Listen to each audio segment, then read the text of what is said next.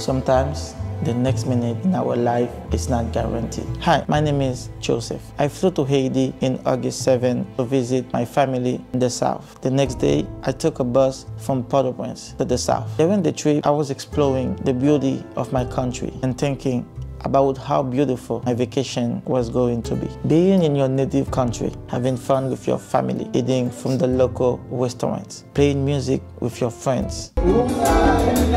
What else could I have asked for a perfect vacation? Saturday the 14th, around 8:30 a.m., when I least expected, I was putting flowers in the grave of my loved ones. The earth began to shake for more than 30 seconds. And then I realized it was an earthquake. Sometimes the next minute in our life is not guaranteed. My house has been destroyed. My mom injured. What took mom and dad years to build were gone in 30 seconds. From this, now we have that.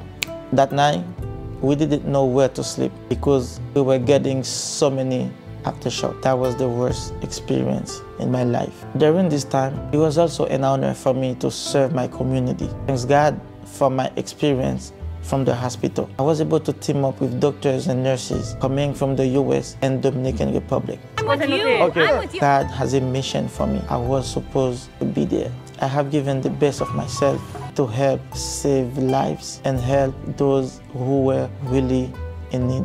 A mission that I will never forget. Now I am back to the US, back to work.